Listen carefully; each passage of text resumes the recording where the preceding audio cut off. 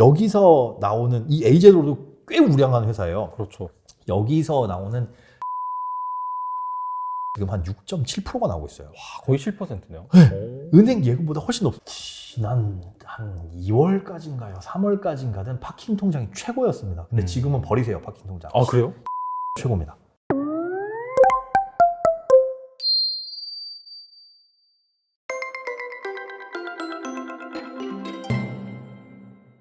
그다음에 이제 뭐 저축, 소비, 뭐 월급 관리 이 부분도 중요하죠. 예. 이 부분에 대해서 좀 더 여쭤보도록 하겠습니다. 자, 요즘에 금리가 진짜 한 20년 만에 다시 역전 현상이 발생하고 있잖아요. 예. 엄청나게 빠른 속도로 올라가고 있는데, 그래서 기사를 봐도 뭐 특판 예금에서 뭐 4%, 5%만 이런 것들이 나오고 있어요. 그래서 요즘 이율 좋은 그런 상품들이 계속해서 나오고 있는데 네. 좀 주목할 만한 상품이 있다면 뭐가 있을까요? 예금이 아마 가장 익숙하실 텐데 예금도 뭐 1금융권에서 5% 주는 게 진짜 이게 무슨 일이야? 그런 생각이 들어요. 그런데 은행이 그렇게 5%씩 예금을 주면서 돈을 빌려가지고 굴리는 거 보면 더 급한 곳들이 많이 있다는 거. 그러니까 은행 같은 경우에는 사실은 거의 흔들리지 않는 아주 튼튼한 기업인 거잖아요.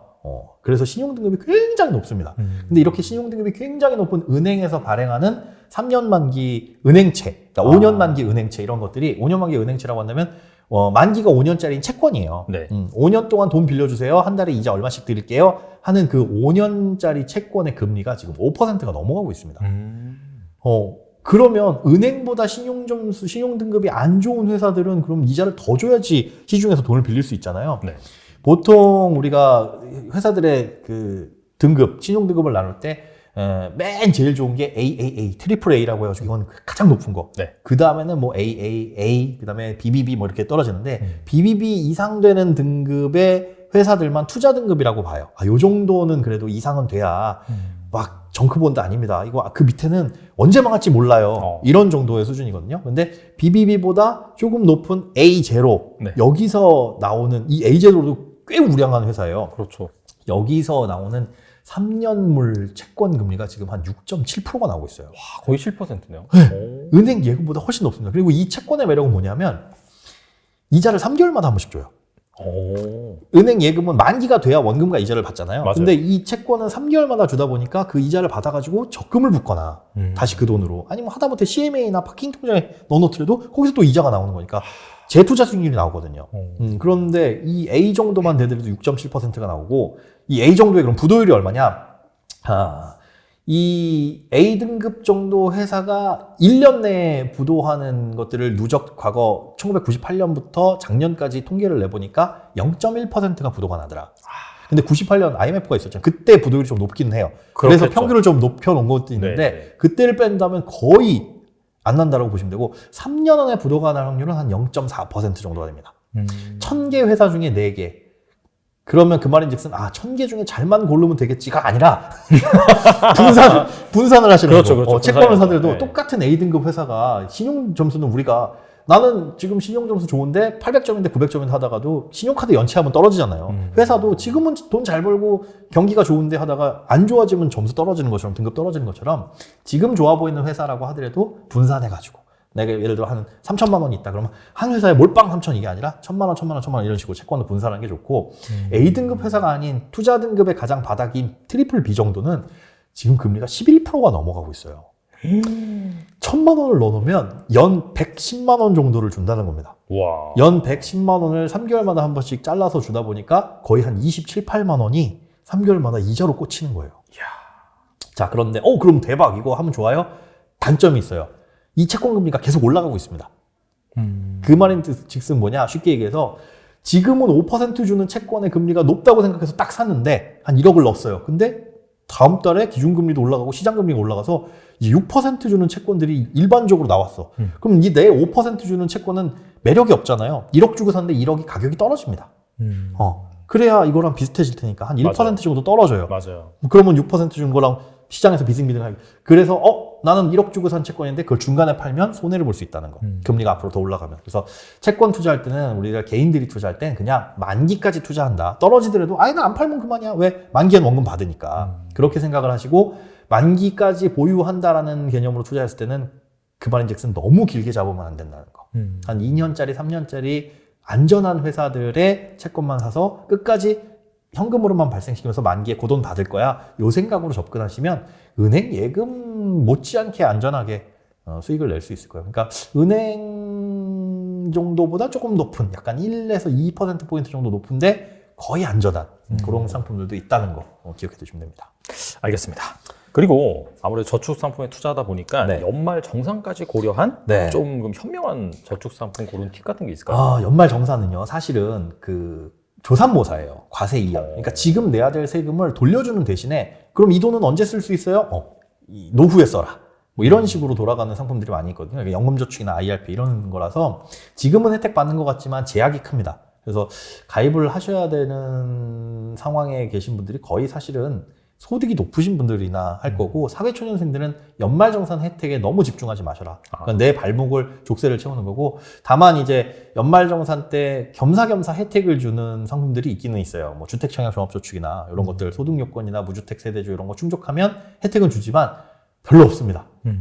그러니까 그 혜택이 납입한 부분에 대해서 내 소득이 이렇게 크지 않으면 돌려받는 거 뭐 1, 2만 원이나 될까 말까예요. 그렇게 생각하면 1년에 1, 2만 원 아끼려면 커피 한 서너 잔만 안 마시면 되는 거거든요. 그러니까 세금 아껴가지고 부자 되는 건 없습니다. 부자이신 분들이 세금을 조금 아끼려고 하는 거지. 그러네. 저는 세금 아껴서 부자 됐어요. 뭐 카드 포인트 모아서 집 사는 사람 없잖아요. 맞아요. 이상한 거에 집중하셔가지고 막 이만한 거 이만큼 써서 요만큼 세금 돌려받았어요 하는 그런 거는 하지 마셔라. 그래서 세금 혜택은 그냥 겸사겸사 주는 추가적인 혜택이라고 보시면 되고 그것 때문에 들어가시기에는 연금저축이나 IRP 이런 상품은 배보다 배꼽이 더 크다. 오히려 발목 잡는 게 크니까 사회초년생일수록 소득이 낮을수록 세금 혜택에는 관심을 안 두는 게 좋다. 저는 그렇게 말씀드리고 싶습니다. 요즘 약간 좀 파킹 통장 이런 게 상당히 좀 인기잖아요. 네. 이 파킹 통장을 활용한 그런 뭐 효율적인 월급 관리 이런 게 있을까요? 지난 한 2월까지인가요? 3월까지인가는 파킹 통장이 최고였습니다. 근데 지금은 버리세요, 파킹 통장. 아, 그래요? CMA가 최고입니다. 왜요? CMA는요, 한국은행 기준금리에 바로바로 연동이 돼요. 근데 우리가 기준금리가 거의 제로였잖아요. 맞아요. 그럴 때는 CMA 통장 금리가 너무 낮아가지고, 야, 이게 뭐야, 너나도 이자도 안 주네. 그 정도 개념이었고, 파킹 통장이라고 하는 그냥 수시 입출금형 통장의 이자가 CMA보다 많이 줬었어요. 근데 이게 이상한 상황이었습니다. 기준금리가 너무 낮았기 때문에. 근데 이제 기준금리가 많이 쭉쭉쭉쭉 올라왔죠. 쭉쭉쭉 올라오다 보니까 파킹 통장 금리보다 높아졌어요. 이게 정상적인 상황으로 다시 돌아왔습니다. 네. 그래서 요즘에 CMA 금리를 보면은 2% 후반에서 발행어음형 같은 경우는 3%가 넘어가요. 3%가 넘어가는 정도면은 사실은 아주 안 좋은 정기예금이죠. 요즘 정기예금도 4% 5% 주니까. 이거를 그냥 하루만 넣어놔도 이자를 주니까 CMA에 넣어놓으시는데 CMA도 종류가 여러 가지가 있습니다. 뭐 RP형 있고 MMF형 있고 뭐 있는데 결론부터 말씀드리면 저는 발행어음형 써요. 그냥 제가 쓰는 거 같이 쓰세요. 발행어음이 뭐냐면 어음입니다. 어음. 기업이 돈 필요할 때 돈 빌리는 거잖아요. 네네. 근데 그 어음이 어디서 발행된 거냐? 증권사가 발행한 어음. 그러니까 증권사가 어음을 발행하려면 기준이 있어요. 뭐 자본금이 4조 이상이 된다거나 아주 엄격한 기준을 통과한 좀 쉽게 얘기해서 규모가 큰 증권사만 발행할 수 있는 거라서 위험도 극히 적고 거의 뭐 안전하다고 보시면 되니까 CMA를 고르실 때 발행어음형 CMA 그거 검색창에다가 발행어음형 CMA 하면 그거 발행하는 가입 가능한 증권사 4군데인가 5군데 딱 검색돼요. 그럼 그 중에 마음에 드시는 거 아무거나 하나 하셔도 됩니다. 어차피 금리 똑같아요. 어차피 그냥 똑같으니까 수수료도 똑같고 요즘에 수수료 면제 혜택 다 똑같아서 그냥 발행어음형 CMA 하시는 게 요즘에는 파킹 통장보다 훨씬 더 높다. 그리고 그럼 CMA를 활용해가지고 어떻게 좀 월급 관리를 잘 하는 게 좋냐? 월급을 받았다라고 한다면 용돈 딱 빼고 그다음에 카드값 나갈 거 딱 빼고 나머지는 다 그냥 CMA에 넣으세요. 무조건 월급 통장에서 돈이 놀고 있으면 안 됩니다. 단돈 1원이라도.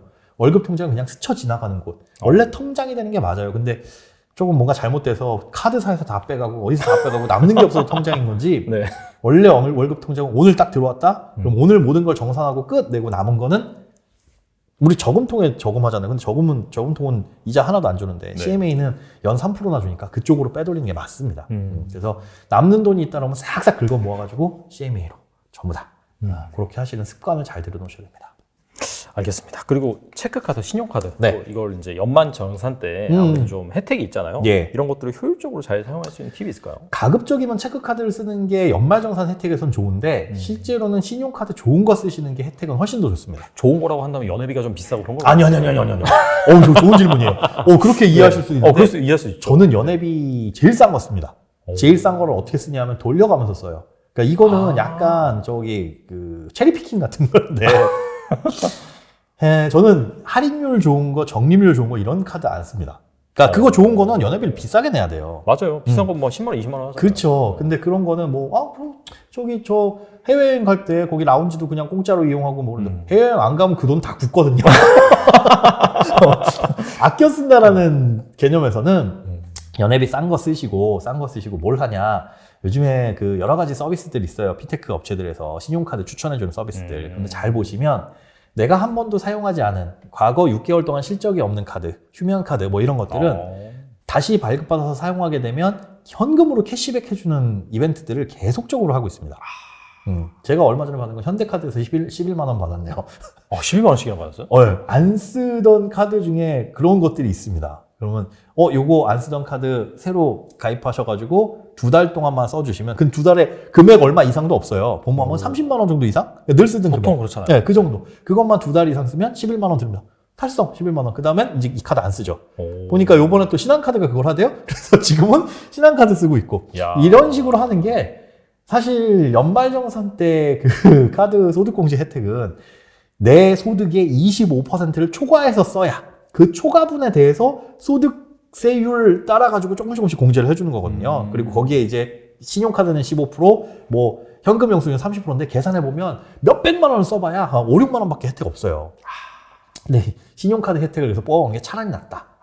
차라리 낫고 어차피 어쩔 수 없이 쓰는 거는 신용카드보다는 체크카드가 이 소득공제 혜택은 높겠으나 그냥 신용카드로 적당한 금액으로 꾸준하게 쓰는 게 신용점수 올리기에도 좋고 그다음에 이런 카드를 써가지고 3개월 달성하면 이제 이 카드 쳐버리고 대신 메인 카드는 하나 있어야 돼. 메인 카드. 왜냐하면 내 신용점수 관리를 위해서. 그러니까 신용점수라는 건 내가 얼마나 평상시에 돈을 빌려가서 제때 잘 갚느냐인데 네네. 신용카드가 사실 그거죠. 외상이잖아요. 맞아요. 사장님 외상 다음 달 월급 나오면 갚을게요. 이걸 그냥 세련되게 하는 건데 연체 안 하고 그걸 꾸준하게 잘 갚으면 신용점수가 꾸준하게 올라갑니다. 그래서 카드 하나 정도는 금액 변동 없이 예를 들어 우리가 대중교통 타고 다니는 거나 유류비 내는 거는 큰 변동 없잖아요. 네네. 이거는 뭐 카드 A사 카드를 쓰면서 꾹 쭉 평생 가져갈 카드야 라고 생각하고 쭉 쓰시고 그걸로 신용점수 관리하는 거죠. 그 다음에 이제 아까 말씀드린 대로 그런 이벤트성 카드는 한두 개씩 만들어가지고 하고 안 써버리고 하고 안 써버리고 물론 그렇게 해서 카드사 다 돌면 이제 먹을 건 없겠지만 그럼 뭐 어때요? 그럼 어때요? 어쨌든 현금 받고 끝나는 건데 카드사들한테는 죄송하지만 이런 사람도 있으니까 뭐 장사가 되는 거겠죠. 바로바로 보고 바로 실행에 옮기셔야 될 것 같아요. 왜냐면 맞아요. 점점 많아지면은 또 나중에 제도가 바뀔 수가 있으니까. 부끄럽네요. 좋은 팁 말씀해 주셔서 감사합니다. 부끄러움을 또 무릅쓰고. 결과적으로 앞서서도 이제 말씀하시는 게 좋은 카드는 안 써도 된다. 네. 여기서 좋은 카드는 연회비 비싼 거. 뭐 해외 여행 가면은 라운지 이용하게 해주고, 네네. 뭐 발레 파킹 뭐 대신 해주고. 그 얘기인 즉슨 좀 돈을 좀 줄이면서 최대한 좀 소비를 줄이는 그런 걸 말씀해 주신 것 같은데 네. 그렇다면 소비 통제는 한 어느 정도로 해야 되는지 궁금하거든요. 이게 다 개인마다 다르긴 해요. 어떤 분들은 그 소득의 뭐 70%, 80% 저축해라라고 말씀을 하시는 분들도 계신데 저는 그렇게 생각합니다. 사회초년생 부모님께 얹혀 사는 분들일수록 그때 이악 물고 모으셔라. 소득의 70%, 80%가 아니라 한 90% 정도까지. 와. 정말 힘들게 모으는데 그때 돈이 잘 모이거든요. 실제로 보면 제가 뭐 강연, 이제 오프라인 강연이나 이런 것들도 잘 가끔 가는데, 저축을 100만 원 이상 막 소득의 50% 이상 하시는 집단이 사회초년생들밖에 없어요. 신입사원들. 대리, 과장, 부장 되고 결혼하면 결혼하면 힘들어요. 네, 안 돼요. 그럼 그때는 아이러니하게 소득이 높아지는데 쓸 돈도 많아져서 애들 또 교육비 나가야지 뭐 하지. 그럼 그때 저축이 안 된단 말이죠. 그러니까 제발 처음에 우리가 월급 얼마 안 될 때 나 200만 원, 250만 원 받아가지고 뭐 그거 저축해봐야 뭐예요. 그 돈이 큰 시드머니가 됩니다. 그때 아껴야 목돈이 생기고 그게 습관이 잡히는데 나 이제 취업했으니까 차도 좀 끌어야지 하면서 사는 차 사봐야 그렇게 좋은 차들 롤스로이스 탈 거예요? 그것도 아닌데 해봐야 고만고만한 수준 준준형에서 비싼 거란 말이죠. 옵션 막 달고 그러면 남들이 우와 멋있다 이러냐 그게 아니라 아니죠. 아이고 혀차고 말해 어른들이 그게 그 꼰대 같은 눈으로 보는 게 아니라 안타까워서 그러는 겁니다. 그때 네가 그 차를 안 사고 돈을 모아가지고 뭐라도 조금 부동산이든 뭐 주식이든 뭐든 투자를 해서 불려 나갔으면 더 큰 부자가 될 수 있고 더 큰 차를 나중에 살 수 있는데 지금 내 눈에 좋아 보이는 차를 탔다가 나중에 가서 힘들어지는 그런 상황들을 매번 보니까 그러니까 가장 좋은 소비율은 이악 물고 꽉꽉 안 쓰는 거. 그러면 그래도 좀 어느 정도 먹고는 살아야죠. 쓰세요. 쓰시는데 정해놓고 쓰셔라. 제가 봤을 때 사회초년생들이 일반적으로 용돈만 딱 떼놓고 보면 한 달에 30 쓰시면 적게 쓰시는 분이고 40 정도면 적당하다고 봅니다. 근데 이 용돈은 그거예요. 핸드폰비 아니고요. 대중교통비 아니고 유류비 이런 건 용돈이 아니고 왜 대중교통비 과소비할 수 있어요? 오늘 기분 택시 타는 거 말고 택시는 이건 용돈이에요. 네. 왜냐하면 내가 조금 편하자고 하는 선택이니까. 그렇죠. 버스 타고 지하철 탈 수 있는데 날도 추운데 택시 타야지 아니면 아침에 늦잠 자는데 택시 타야지 이거는 치킨 먹을 거 빼가지고 여기다 넣는 그런 개념이어야 되고 다른 대중교통비나 뭐 점심값 이런 건 용돈 아닙니다. 우리 의식주를 위해서 꼭 쓰는 돈이 그거 외에 밥 먹고 나서 마시는 커피 한 잔 이건 용돈이에요.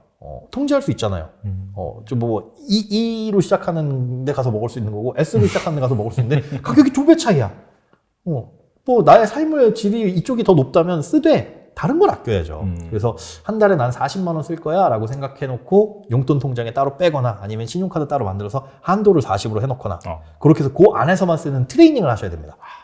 돈이 있으면 있는 대로 쓰고 없으면 없어도 있는 대로 쓰고 이러면 나중에 돈을 많이 벌어도 그냥 주체 못하게 쓰게 돼요.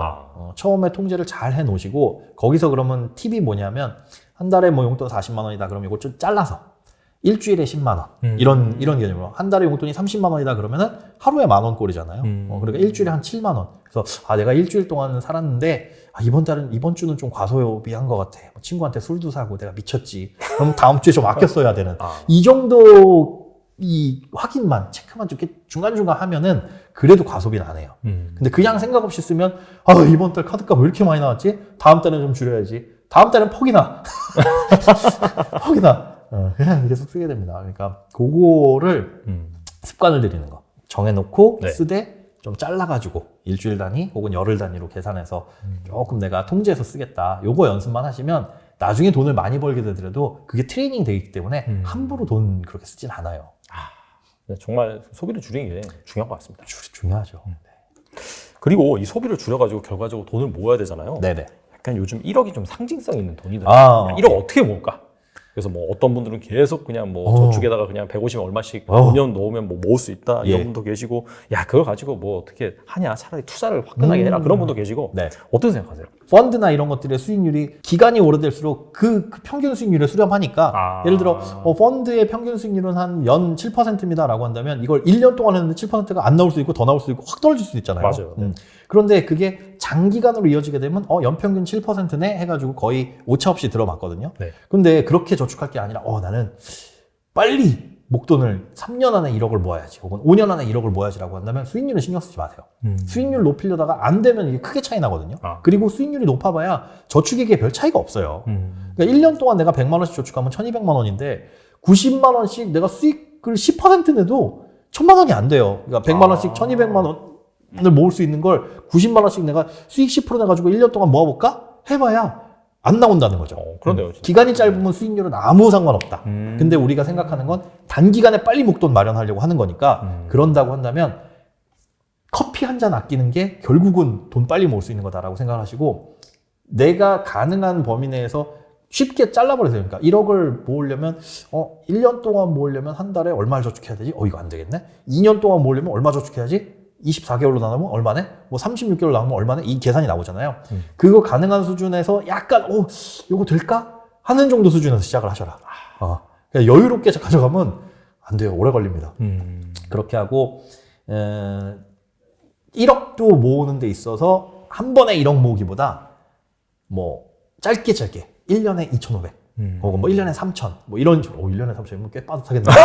빠질 것 같아요. 그런 식으로 좀 구간을 나누고 금액을 소분해 가지고 1단계, 2단계, 3단계, 4단계 이런 식으로 하는 게 좀 덜 지칩니다. 덜 지친다고 생각하시고 짧은 거 먼저 해보셔라. 뭐 6개월에 얼마도 좋으니까. 그리고 그런 건 그냥 적금으로 하셔라. 욕심 버리시고 수익률은 별로 상관없습니다. 알겠습니다.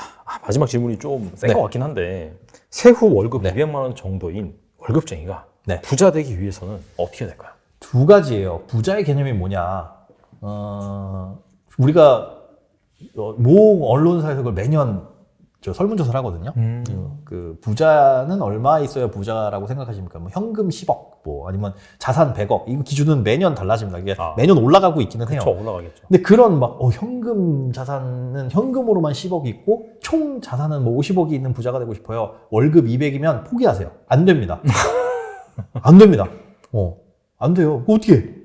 근데 저는 지금 월급은 200이지만 우리 회사가 좋은 회사라서 5년 후에는 500 되고요. 10년 후에는 1500 돼요. 그러면은 도전해 볼 만해요. 그런데 그냥 일반적인 직장인이고 평균 근로소득 그 임금을 받으면서 일한다라고 했을 때 이렇게 몇십억씩 모으는 건 불가능합니다. 결국은 가능하게 만들려면 그걸 투자를 해가지고 투자 수익률을 내야 되거든요. 그것도 굉장히 어렵기 때문에 성공한 유튜버들 누구는 몇 살에 10억 모았더라, 몇 살에 100억 모았더라라는 게 이슈가 되는 거예요. 다 그렇게 될 수 있나요? 없어요. 그러면 자, 나는 그 정도 부자를 달성할 수 없다면 1번 포기, 실질적인 수준에서 부자가 뭐예요? 그냥 내가 필요할 때 그 필요한 돈을 그렇게 큰 저항 없이 쓸 수 있는 게 부자잖아요. 그런 정도로 눈높이를 낮추거나 아니면 또 한 가지 방법은 나는 절대 포기 못해. 그러면 200만 원 버는 일을 때려치셔야 됩니다. 이거는 굉장히 중요한 얘기예요. 그러니까 내가 200만 원 버는 일이라도 해야지 어떻게 하겠어요. 그럼 때려치면 아무 일도 할 수 없으면 때려치면 안 되죠. 결국은 200보다 더 버는 일을 하기 위해서 나를 업그레이드 시켜야 되는 노력을 해야 되는데 일단은 지금은 달콤하니까 나가서 내가 지금 굶어 죽으면 어떡해 해서 일단 여기 있어 보자 라고 하는 게 잘 생각해 보시면 그게 5년이 되고 10년이 되고 지금의 내 자리인 겁니다. 내가 여기서 돈을 더 벌고 싶으면 사장님하고 다이다이를 뜨거나 연봉 협상을 할 때 진짜 뭔가 할 수 있을 정도의 역량을 갖추거나 아니면 이 일이 아닌 다른 일을 하는 게 맞아요. 그게 현실적인 방법이에요. 다른 일을 해가지고 할 게 없는데요. 할 게 없다고 생각할 게 아니라 도전할 걸 뭔가 만들어내가지고 그걸 구축을 해야죠. 돈 많이 버는 사람들 있잖아요. 그런데 현실에 안주하게 되면 이 기회는 영영 놓쳐버린다는 거예요. 그거는 아마 본인 스스로들 잘 아실 겁니다. 회사 더러워도 그래도 월급 주니까 나중에 때려쳐야지. 그런 세월이 벌써 10년. 근데 그 상태로 내가 조금 더 많은 돈을 벌고 싶고 내 수준에서 범위를 초과하는 부를 축적하고 싶다면 과감하게 접고 다른 일을 시작하는 게 맞습니다. 알겠습니다. 뼈 때리는 조언 또 감사드리고 근데 저희가 촬영 시간이 꽤 길긴 했거든요. 평상시보다. 그런가요? 근데 말이 많아가지고 너무 말씀을 재밌게 잘 주셔가지고 시간 가는 줄도 몰랐습니다. 기억에 남는 게 그런 것 같아요. 이게 사실 목표를 세울 때도 뭔가 이렇게 브로드하게 넓게 세우는 게 아니라 뭐 큰 그런 목표 하나 세워놓고 이걸 달성하기 위해서 월별로 뭐 주별로 끊어서 세우라고 하잖아요. 그렇죠. 돈 모기도 마찬가지네요. 말씀을 들어보니까. 그리고 최대한 구체적으로 세우는 게 좋습니다. 그리고 여기서 이제 조심하셔야 될 거. 구체적으로 세워놓을 때 목표를 내가 달성을 못했다고 해도 좌절하지 마세요. 이 인생 뭐 어떻게 내일 점심 뭐 먹을지 알아요? 계획 세워서 나는 내일 점심에 무조건 제육덮밥을 먹을 거야 라고 했는데 부장님이 야 오늘은 설렁탕 먹자 그러면 설렁탕 먹어야지. 맞네. 계획은 틀어질 수도 있는 거고 목표는 달라질 수도 있는 거예요. 해놓는 건 그래도 목표가 있어야 앞으로 가든 뒤로 가든 옆으로 가든 그거라도 하자는 거지. 그렇게 해놓고 가면서 수정하는 거. 그래서 했다가 달성 못해도 지치지 마시고 내가 이런 사람이고 이렇게 하면 되는 거구나 라는 건 배워나가서 다음번에 시행착오를 겪으면서 이런 일들을 만약에 실패했다면 안 하면 되는 거잖아요. 그래서 목표 세우시고 조금씩 달성하시되 좌절하지 마셔라. 그랬으면 좋겠습니다. 좌절하지 않는 게 가장 중요하고 그 다음에 좀 부끄러운 무릎 쓰고 또 깨알 같은 또 신용카드 쓰는 팁 알려주셔서 감사합니다. 다음에 또 기회가 되면 한번 또 모시도록 하겠습니다. 지금까지 김현우 소장님 나오셔서 감사합니다. 네, 고맙습니다.